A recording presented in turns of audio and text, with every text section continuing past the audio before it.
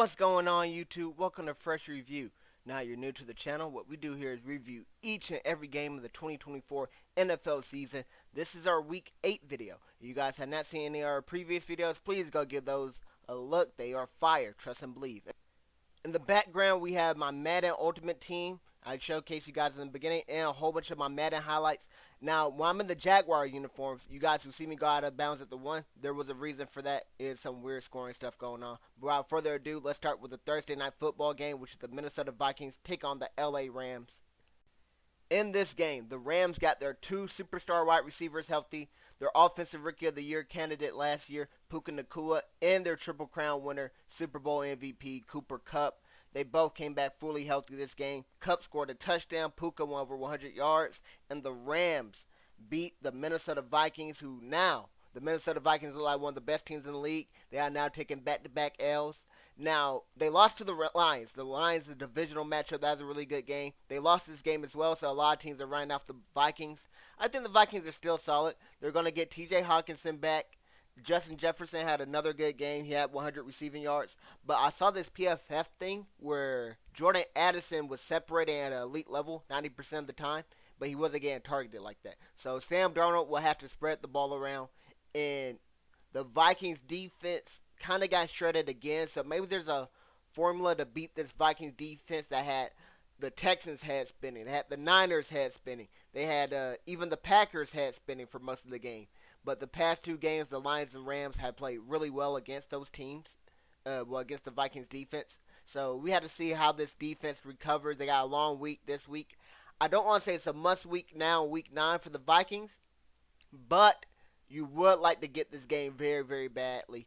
Going on a 3-game losing streak would be catastrophic for the confidence of the team, and then, people will start writing them off, deservingly so. But overall, I thought this was a good game. I'm going to give it a really good score of 79 out of 100. There's a couple things here. I thought the referees this game were abysmal.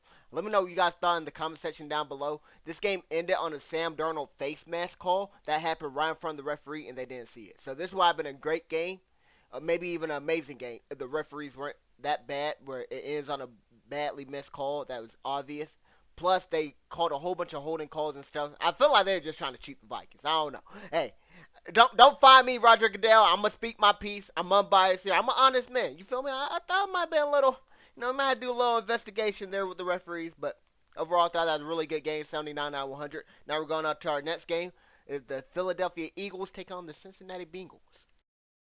Unfortunately, there is no T. Higgins in this game, and the Bengals suffered drastically because of that. Chase kind of got neutralized really well by the Eagles. Joe Burrow tried to connect with Chase on the sideline. There's a phenomenal tip drill pick where Isaiah Rodgers tipped it to C.J. Gardner-Johnson for a pick. And this game was really close in the beginning, in the first half, but then the Eagles defense did really well in the second half, got pressure on Burrow, neutralized Chase. And then Jalen Hurts was the player of the game. He had 4 TDs, threw on the ground, one through the air, threw a great deep ball to Devontae Smith down the center of the field. But Saquon, of course, goes for over 100 again, but he doesn't get a TD here. So Saquon, if I'm a betting man, I'm betting Saquon gets a TD next game, and hopefully for the Bengals, who find themselves at 3-5, and they have to win a whole bunch of games, like probably go 7-2, to make the playoffs. Probably want to get to 10 wins. They're in between a rock and a hard place, to say the least, and I think they can do it. But they need T. Higgins to be healthy. T. Higgins is always banked up. I don't really want to see the clash between A.J. Brown and Devontae Smith versus Chase and Higgins. Those are probably the 2 best wide receiver duos in the league. You could definitely make the case for it. And we didn't get to see that because T. Higgins unfortunately missed this game. But the Bengals fly into Cincinnati. They emerge victorious. Zach Moss gets injured in this game, so Chase Brown will be the starting running back and will get a starting running back workload in the next game. So I'm curious to see how he does next game. But overall, I thought this was slightly, I'm going to give it above average grade, a 63 out of 100. Now we're going on to our next game. The Baltimore Ravens take on the Cleveland Browns. And we have our cover athlete here, Jameis Winston, versus our last week cover athlete, Lamar Jackson. This is a divisional matchup. Jameis Winston is filling in for Deshaun Watson, who season is over after he tore his Achilles last week. The Ravens, on the other hand, they're flying high. They're on a 5-game win streak. They're going on the road in this divisional matchup, and Jameis Winston, you can make the case he outdueled Lamar Jackson here. Jameis Winston, he throws for over 300 yards, 3 TDs, gets the game-winning TD drive. Cedric Tillman was the player. After they traded away Amari Cooper, who will be that wide receiver that steps up? Will David Njoku do it as tight end? That's what a lot of people expected. Njoku had a good game here. He had 5 catches, 61 yards, and a touchdown. I thought it would be Judy. Judy did okay. He had 5 catches, 79 yards. Elijah Moore was another option. He had 8 catches, 85 yards, but no, it was Cedric Tillman who had 7 catches, 99 yards, in the game-winning TD. Cedric Tillman had a great game here. And that's the thing I talked about last week where Deshaun Watson, I don't know what it is, but when Flacco replaced him last year and now Jameson this year, whenever it's not Watson in there, the offense looks way better when it comes to passing yards, moving the ball down the field, and scoring points. Now, on the other side, we got the Ravens. Derrick Henry had 11 carries, 73 yards, and a touchdown. I think he needed more carries. They should have fed Derrick Henry more. Granted, they were down going into halftime and stuff, but I think they abandoned the run game too early. Lamar Jackson had 38 pass attempts. So you're telling me Lamar Jackson had 38 pass attempts, Derrick Henry's 11 rushing attempts? I don't think that's the recipe that makes the Ravens dangerous, or at least as dangerous as they can be. I think that needs to be more of a balanced approach. But Lamar and Derrick Henry both were really good. Lamar had nearly 300 yards passing. He had 2 touchdowns. Zay Flowers had 7 catches, 115 yards. They just traded for Deontay Johnson, so I'm ready to see that dynamic between Flowers and Johnson, and I want to see this passing game go to another level. I remember Deontay Johnson last year. There was a fumble that happened, and Deontay Johnson had no idea that the fumble happened, or he didn't care. He didn't want to block. He didn't even want to go for the ball that was on the ground. Didn't want to go for the attack on the defender. He like in La La Land. He just doing his own thing. And this Baltimore offense, you will be having to do the dirty work. You will be having to do the diddy work, you could say, right? You're going to have to put your hands on some guys, right? You're going to have to block. But that's going to be an interesting dynamic there. And Keaton Mitchell should be returning soon, so that could also make it the running game even more dynamic. This Baltimore team is 5-3, and I still feel like they haven't hit their stride yet. They've been playing great, and I had them as the number 1 team on my power rankings. They have fallen down. I gotta have KC back at number 1 since they're undefeated. But I still think this Ravens team could get better and better. I'm curious to see what the ceiling is for this squad. But I thought this game was absolutely spectacular. Game of the week. 99 out of 100 is why I'm giving it. Now we're going on to our next game. Our next game is the Tennessee Titans take on the Detroit Lions. And oh my goodness, this was a massacre. So Jahmyr Gibbs got loose yet again for a long TD run. And this man is so explosive, man. I love watching Jahmyr Gibbs because he's one of those players that any play he could take to the house. Especially you get him out in open space. He's really dangerous there. But Jahmyr Gibbs gets loose. He goes over 100 rushing yards. Calvin Ridley this game, I thought was going to be the cover athlete because he had 100 receiving yards in the first quarter. He was going crazy this game. He finished with 143 receiving yards. Mason Rudolph filled in again for Will Levis, who Will Levis has been injured, but I don't think that mattered either way. This was an absolute slaughter, a shellacking of shellackings. These boys got obliterated. Straight to smithereens. Like, I don't know what to describe it other than that. This was one of those, all right, you take the starters out early, take them out at halftime, whatever the case may be. It was 35-14 at halftime, then the Lions jumped out and made it 52-14. They could have ran the score all the way up. They could have gave the Titans that Denver Broncos versus Miami beatdown from last year, but Dan Campbell has class, and we'll talk about the Broncos later and not having any class. But other than that, I thought this game was really bad. Granted, there are some highlights and stuff, so it made it entertaining. But this is again a 23 out of 100. Now we're going on to our next game. Our next game is the Arizona Cardinals take on the Miami Dolphins. This is Tua's return game. So the Dolphins find themselves at 2-4, coming off a bye week and getting Tua back. They're trying to win some games here so they can turn their season around. This is a must-win game in my opinion for the Dolphins. The Dolphins are at home against a Cardinal team, which is okay, but not too great. But the Dolphins find themselves losing this game. So Devon Achane returns from his concussion.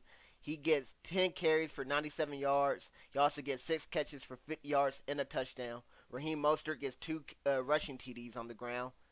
Tua finishes this game 28 for 38, 234 yards passing, but you expected a little bit more from Tua here in his return game. Granted, the offense looked way better than before, but unfortunately, the Dolphins were in the driving seat for most of this game. But a bad snap, or maybe Tua just drops the ball. I don't know what happens, but it ends up going to a safety. So instead of the Dolphins extending their lead, it's a safety that gives the Cardinals the chance to go down, get the go-ahead score, and that is exactly what they do here. Marvin Harrison Jr. has a really great game here. Marvin Harrison Jr. goes for 6 catches, 111 yards, and a TD. Ramsey was on him for a lot of the game. Or I should say Ramsey was trying to be on him for a lot of the game. Because Ramsey was awful. I don't know where Ramsey was, but he was getting left in the dust. Highly disappointed in Ramsey's performance this game. The rookie gave him the work. Trey McBride had another good game as well. He's been one of the best tight ends this season. It's National Tight Ends Day. A lot of the tight ends been eating. Especially today. Well, particularly today. For the season, they haven't been doing too much. But National Tight Ends Day, a lot of these tight ends showed up and showed out. Trey McBride, no exception here. He had 9 catches, 124 yards. And Kyler threw for over 300 yards and had 2 passing touchdowns. So, overall, this right here was another spectacular game in my opinion. I'm giving this one a 97 out of 100. This is definitely one of those top 10 potential game of the years at the end of the NFL season. What I will do is I will do a top 10 game of the year list. So, you're interested in watching that? Please leave a comment. Let me know down below. Like the video. Subscribe. Make sure you're tuned in for that, because that will be one of my favorite videos to make. There's so many great games, and this was definitely one of them. It could make the list, but this other game won't make the list, but it was still an amazing game nevertheless. And it is the New York Jets take on the New England Patriots. Now, in this game, Drake May got the start yet again, but he did get hurt, so Jacoby Brissett had to fill in. Drake May was out with a concussion. Now, the Jets needed to win this game, in my opinion. And they did not win it. They have now fallen to 2-6. They have a short week coming up. They play the Houston Texans. The Texans, Diggs got injured, so we got to see what Diggs' injury is. If it's a long-term injury, they have to beat the Texans on Thursday night. The Texans will have no Nico Collins. They will have no Stephon Diggs. I mean, you don't want to go 2-7. Now, on the flip side, you have the New York Jets who have Devontae Adams and Garrett Wilson. So the Jets have weapons, and they're fully healthy. They still got Breece Hall, who had 16 carries, 80 yards this game. Braylon Allen's right behind him. He had a touchdown on 12 carries. Garrett Wilson and Adams, that dynamic duo there is okay. You know, Wilson goes for 113 yards. Adams and Rodgers' connection still hasn't been gelling all the way there. Adams had 4 catches for 54 yards this game. Rodgers threw for 233 yards and 2 TDs. Like, the Jets, I just don't know what it is. Last year, their defense, I felt like, was top 5. This year, I don't think their defense is top 5. And I think their offense has improved from last year, but it hasn't improved at the rate you wanted it to, or at least expected it to. So I think the Jets are kind of just disappointing right now, really. But you look at the Patriots, on the other hand. Ramondre Stevenson here was madly inefficient, but he did get 2 rushing TDs. Drake May got a rushing TD before he left the game. That's early on. And then Brissett came in. He threw for 132 yards. Got the game-winning drive, let them down the field, and then Stevenson was able to punch it in from there.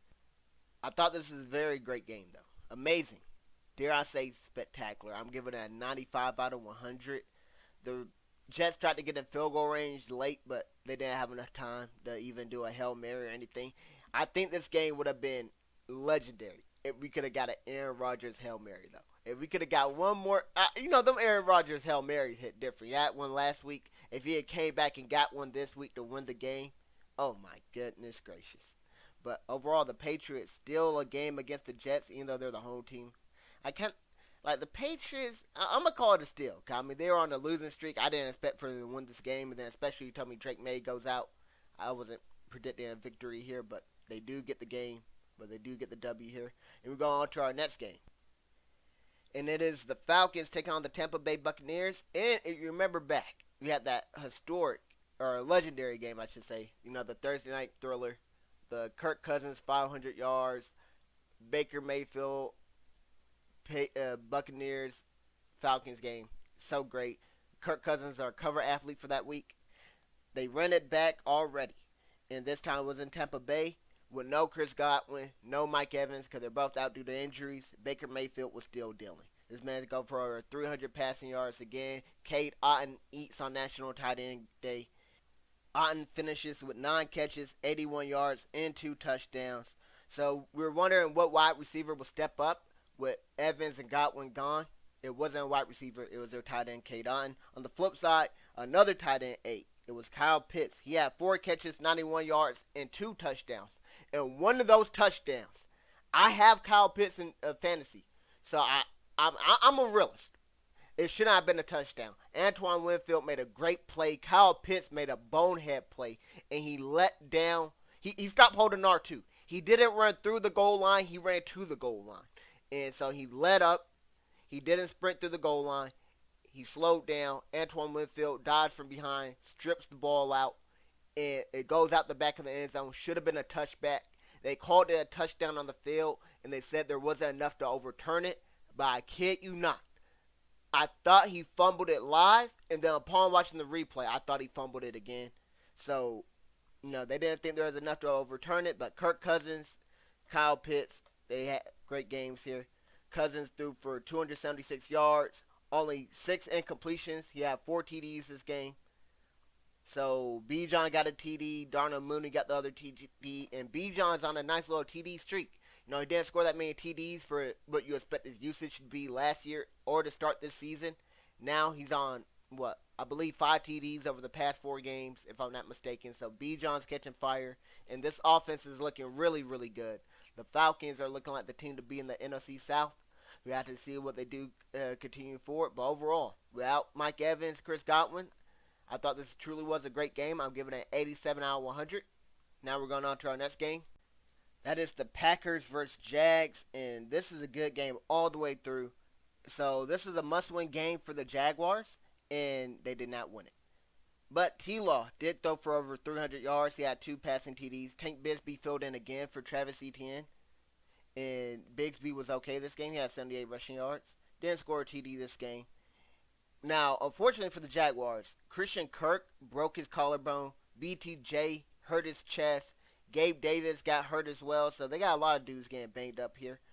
But BTJ had the spectacular toe tap, bobble catch, whatever. It was spectacular. He finished with 3 catches, 60 yards, and a touchdown. Now, the Jags might be firing Doug Peterson at the end of this year, right? I don't know if they're going to pull the trigger mid-season or at the end of the season, but the Jags don't turn it around, and I don't think they will. It's going to be a long off season for them. On the flip side, we got the Jordan Love Packers, and Jordan Love has thrown a pick in every game. But unfortunately, the more serious thing is he got banged up this game, so Malik Willis had to come in and fill in. Malik Willis did throw for a TD. He ran the ball well enough, but Josh Jacobs is the star here. He had to step up this game with Malik Willis filling in on short-term notice. Normally, when you're a backup quarterback, it's best you at least get a week to prepare. I hope Malik Willis is ready. The saying is, stay ready so you don't have to get ready. I hope he stayed ready. But it looked like he kind of did. Malik Willis is solid this game. But Josh Jacobs, 25 carries, 127 yards, and 2 TDs on the ground. Tucker Kraft, National Tight End Day. He goes for 3 catches, 78 yards, and a receiving TD. And yet again, these Packer wide receivers, man. The ball is spread around to everyone. There was really not a true number 1 wide out here. It looked like it was going to be Jaden Reed to start the season.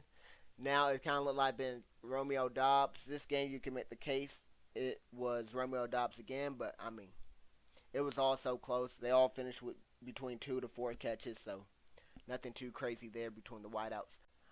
But I thought this was another amazing game. I'll give it a 94 out of 100. The Packers were up, but then the Jaguars came back. They tied the game, but the Packers got the ball, went into field goal range, kicked the game-winning field goal. So, amazing game here, 94 out of 100. And we're going on to our next game. And that is the clash between the AFC South teams, the Colts and the Texans. The Texans win this game, so they sweep the Colts here in the series. Stroud goes for 285 passing. But the biggest thing here for the Texans, they lose Stephon Diggs, who was the number 1 wideout, especially with Nico Collins being out. He was the number 1. He did step up, and he is playing really well with Nico being out. He's even playing well with Nico being there. but they lose Stephon Diggs to a non-contact injury. It I just found out he tore his ACL, so he's out for the season. And you had to wonder about Stephon Diggs' future because he is on a 1-year contract for this team. So he has to re-sign somewhere in that free agency, or he could come back to Houston, depending on where everything happens. But ACL, this ain't somebody's a wide receiver's career. Could definitely make it tough for him to find another spot. Tank Dell gets a TD here. Tank Dell will have to step up. He was really good last year. Hasn't been that great this year. Maybe trying to find himself as that third wide receiver in this group. But I expect for him to play well. With Nico being out, he really hasn't. So now with Diggs and Nico out for this next game against the Jets, they will need Tank Dell to step up. Joe Mixon does what he does. He goes for 100 rushing yards yet again, scores a TD. So that's great for them. On the flip side, Anthony Richardson was abysmal. He tapped out of the play. And a lot of people are getting him slack for that, for taking a breather. This man got banged up throughout the season. I think if you're tired, it's tougher to brace yourself for hits and all that. And you got to take a break. I think it's okay. I know it's not really common for a quarterback to ever do it and stuff like that. It's like an old lineman taking a break because he's tired. You don't normally see it often, right? Wide receivers can get away with it, same with running backs. But, he's a mobile quarterback. It's not like he's a pocket passer or anything like that. But here's my thing about it. Right, people gave him slack. What if he just went to the line and then just called the timeout with 1 second left on the shot clock? Well, on the play clock, kind of like, oh yeah, I didn't like what I saw there. But really, he called the timeout because he was just gassed. Right? I mean, I'd rather you just take yourself out the game than burn a timeout that you don't need to burn or anything like that. But Anthony Richardson was abysmal this game. He finished 10 for 32 passing. He might have been like 3 for 20 to start the game or something. He did have a passing TD, but Jonathan Taylor, 105 yards on the ground and a rushing TD. Josh Downs goes for 4 catches, 109 yards in the TD, but all the other pass catchers get 1 catch and 16 yards and under. So if Anthony Richardson doesn't find you for a deep bomb, I mean, you're not getting anything. He has no short accuracy, no medium accuracy. They're benching him this week for Flacco. I don't want to call Anthony Richardson a bust, right, or anything like that, but he needs to develop, especially when it comes to his accuracies and stuff like that. But Joe Flacco, this team is trying to win, which I think they are. Joe Flacco playing is 100% the right move. Now, we're going, oh, my bad, I forgot to grade the game. I thought this game was truly great. I'm giving it 86 out of 100. Came down to the wire. They had a chance for a Hail Mary at the end, but Anthony Richardson doesn't even get the ball off, which is kind of inexcusable. You got to be able to launch that thing 50-plus yards. That's why they fell in love with you. But on to our next game. It's the Saints taking on the Chargers. And the Chargers here win 26-8. Lat McConkey goes for over 100 receiving yards and he gets 2 TDs. One of these TDs was really great. He snatched out the air, then cut back across the field and outran everybody. He's a wide receiver, so a lot of dudes don't think he's fast or anything like that. I remember coming out of college, a lot of dudes compared him to like Wes Welker, Hunter Renfrow, Julian Edelman, stuff like that. The man got some speed. He definitely got some wheels. But this rookie wide receiver is doing really great. Him and Herbert have a great connection. Herbert goes for 279 passing yards. And although he doesn't run often, Herbert also got some wheels as well. And he goes for 49 rushing yards on 4 attempts. J.K. Dobbins wasn't that efficient this game, but he did score a rushing TD here. On the flip side, Spencer Rattler filled in yet again for Derek Carr. And I don't remember he got benched or he got hurt, but Jake Hayner also played as well. But this Saints offense is just, they need Derek Carr back badly. And they look so great to start the year. But after starting off 2-0, they find themselves on a 6-game win streak here. And the game wasn't really a blowout or anything. It was kind of close, especially going into the second half. It's still a one-score game. But I'm just going to give an average grade of 50 out of 100. Now, we're going on to our next game, which is the Buffalo Bills taking on the Seattle Seahawks. Now, this game looks like a blowout. And I won't say it was or wasn't, right? But the Seahawks really did shoot themselves in the foot here. They had a lot of, I don't think they would have won if they didn't make all these mistakes, but they made a ton of mistakes here. Where one time they snapped the ball and goes 30 feet over Geno Smith's head. I'm not even sure he's ready to catch it or anything like that, but it's a horrible snap. And then that Kenneth Walker ran back, picked it up. If you took Kenneth Walker rushing yards, I feel bad for you. Because it has 9 carries for 12 yards, but he lost like 20 yards in that one play. Maybe even 30. I'm not even sure, but it was a lot of yards he lost there. They also tried to go for on 4th down. They got stuffed on 4th and goal. Then they had to settle for field goal another time. A whole lot of red zone blunders here where they scored TDs there. Maybe this is a little bit more of a competitive game. DK Metcalf was out, so JSN was the number one wideout here. He did decent. He had 6 catches, 69 yards, but this team really didn't get much going. Zach Charbonnet scored their only TD on the ground. Now, on the flip side, we got Josh Allen, and he was really good this game. He goes for 283 yards, 2 TDs, and he throws his first pick all year, but it's because the wide receiver slipped. I believe it is Amari Cooper that slipped. Amari Cooper didn't do that great this game. He only had 1 catch for 3 yards. You know anything about Amari Cooper? He's going to drop some wide open passes, make some spectacular catch, get open because of his elite route running, and then show up some games and not show up the other games. But Khalil Shakir showed up this game. Keon Coleman has improved. This Amari Cooper pickup has been great for Keon Coleman because now he doesn't get the number one wideout. Keon Coleman goes for 5 catches, 70 yards, and a touchdown. Khalil Shakir goes for 9 catches, 107 yards. James Cook on the grounds gets 2 touchdowns and 111 yards. So overall, the Bills looked great as a team here. They scored in every asset. Everybody on the team looked really good. And then on the flip side, their defense really good. Limited the Seahawks to only 10 points. The Seahawks are a really solid team in my opinion. Not the best or anything, but to do what they did in Seattle, the tough environment, great job by the Bills here. Overall, though, I thought this is a below-average game. I'm giving it a 42 out of 100.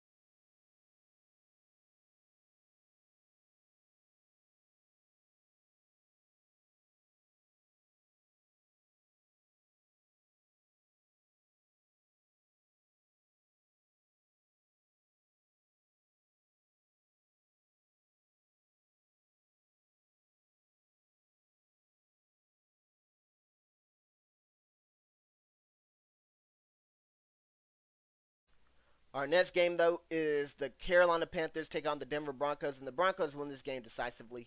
Bo Nix was great this game. This is Bo Nix's best game of his career. Now, you could say, well, it's the Panthers. Hey, you got to take baby steps, all right? He looked really good this game, and the worst thing about it, if he had better wideouts who could have caught some of these passes, I know they're tough catches, but if they catch some of these passes, he has an even better game. He finished 28 of 37 for 284 passing yards, 3 passing TDs. He also had a rushing TD, so he finished with 4 total TDs. Cortland Sutton had 100 yards, 8 catches. Might have been the best game of his not career, excuse me, but best game of the season for him. Adam Troutman, National Tight End Day. He goes for 4 catches, 85 yards, and a touchdown. On the ground, they look okay with Jaleel McLaughlin. Javonte Williams didn't have that great of a game, but Jaleel McLaughlin was explosive for him. But the reason I don't have a problem with Champagne, they ran this fake field goal at the end of the game. When they're up by 3 TDs and like 10 minutes left, the game is over. They run this fake field goal and stuff. And Jason Horn talked to him about it after the game and stuff. And, a little drama there. But Champagne, I used to feel bad, like, dang, the Dolphins ran it up 70 points on you. Granted, the Dolphins just scored. They weren't even trying to, like, run it up that high, but I like, dang, no team deserves that. I hope y'all get 70 hung on y'all head again for that nonsense. Like, come on, fake field goal against the Panthers? This game was over at kickoff. Come on now, it's the Panthers. You don't do that to the Panthers, man. But Bryce Young filled in this game for Andy Dalton. Well, I'm going to say filled in. Andy Dalton was hurt, so yeah, it was a car accident. So Bryce Young did fill in. So Bryce Young had 224 yards, 2 passing TDs. One of the best games of his young career. Chuba on the ground had 56 rushing yards. Wasn't bad by Chuba. Jalen Coker, their undrafted rookie free agent or signing, whatever. He had 4 catches, 78 yards in the TD. So with Deontay Johnson being gone, he was injured this game, but now he's traded to the Ravens. Who will be that wide receiver to step up? Xavier Legette has been playing really well. He scored another TD, and like I say, I love his celebration riding the horse. That's so on brand for him. But overall, Miles Sanders got 7 catches as well, so Bryce Young had no problem checking down. But Jonathan Brooks could be getting activated back for this team. That could really make this offense be a little bit better, but I mean, this overall is a bad team. They got 1 win. I don't think they finished with more than 1 win. Why? Because this is an awful team, and this was an awful game. I'm giving this score a 19 out of 100. Now, for our next game, we have the Kansas City Chiefs taking on the Las Vegas Raiders, so this is a divisional matchup here. And Gardner Minshew is filling in for Aiden O'Connell. Gardner Minshew goes for 200 passing yards and 2 TDs. Alexander Madison, madly inefficient on the ground, 1 yard per carry. They couldn't get anything going on the ground here. They abandoned the ground game early. But Jacoby Myers returns. He goes for 6 catches, 52 yards, and a TD. Brock Bowers led the team in receiving. He had 5 catches for 58 yards. Overall, it's a balanced game. DJ Turner got his first TD as a receiver here. Now, on the flip side, we got the Chiefs. Patrick Mahomes goes for 2 TDs as well, 262 passing yards. Kareem Hunt scores another TD this game. Travis Kelce hasn't been the greatest this season, but National Tight Ends Day, he had to show up and show out. He had 10 catches, 90 yards, and a TD here. Their new addition of D-Hop, he finished with 2 catches, 29 yards, but the rookie wideout, Xavier Worthy, had 4 catches, 37 yards, and a TD. So this offense will have to get better and better and stuff. But overall, the Chiefs, undefeated. You still got to have them the best team in the NFL. Now, it wasn't an amazing game by any means, but it wasn't bad by any means either. I'm giving it a good score of 72 out of 100. Now, on to our next game. Oh my goodness. It is the Chicago Bears taking on the Washington Commanders. And what a game this was. The number 1 overall pick versus the number 2 overall pick. And oh my goodness, a potential game of the year. What does it come down to? It comes down to a Hail Mary. And we got a Bears dude just feeling himself. He ain't even paying attention to the game. He talking to the crowd and stuff. He on the field talking to the crowd. Normally you see this on the sideline. You on the bench, whatever, you talking to the crowd. He talking to the crowd. The wide receivers are like 10, 20 yards away from this man. He just now turned around to see him. And then a tip drill Hail Mary. Get them boys out of there. No funny stuff. As I record this, I just lost a Super Bowl in Madden. And I was crashing out because of a Hail Mary.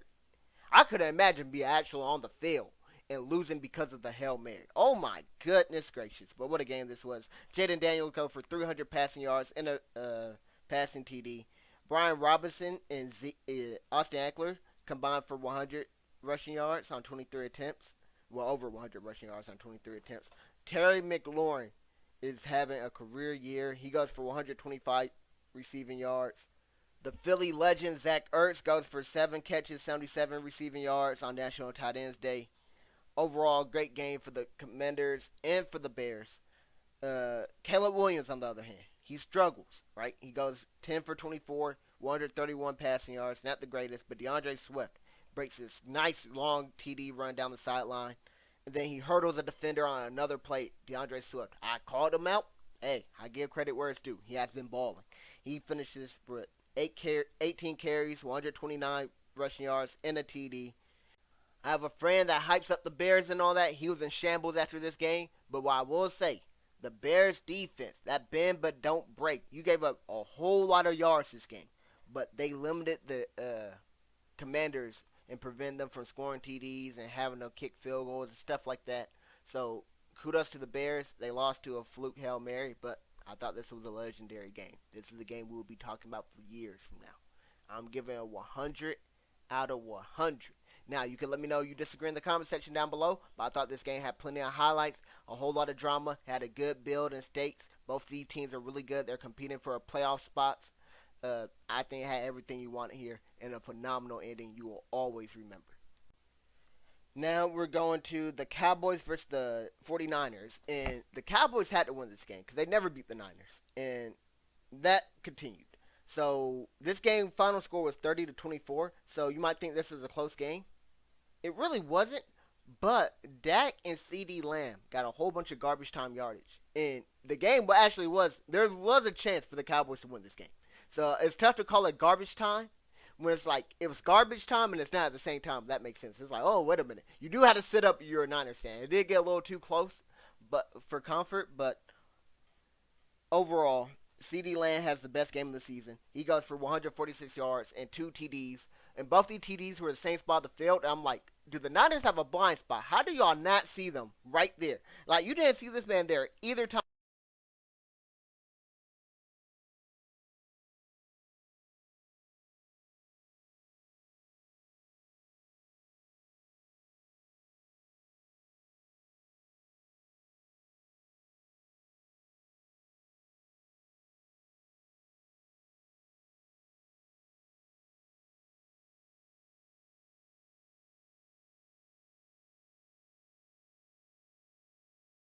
Like, this man CD literally went to the same spot both times, wide open. I never seen this man that wide open. This is the number one wide receiver. All right, how y'all miscommunicate and double team the dude, then leave him wide open. Like, hey, we need to have AJ Brown run to that same spot every single time the next time we play the Niners, bro. I don't know what they doing down them left seams, but they giving it wide open. They running cover through on Madden. That's what they doing. They running cover through on Madden and giving up seams all game long. But Jordan Mason started this game, but he got hurt yet again, so Isaac Guerrero filled in. He had 14 carries, 85 yards, and a TD. He did really well. Brock Purdy ran for a TD. He ran the ball really well. He had 8 carries, 56 yards, rushing TD, and then he also threw for a passing TD. And that passing TD went to George Kittle on National Tight Ends Day, who finished with 6 catches, 128 yards, and a TD as well. Debo did well, but he got banged up as well and had to leave.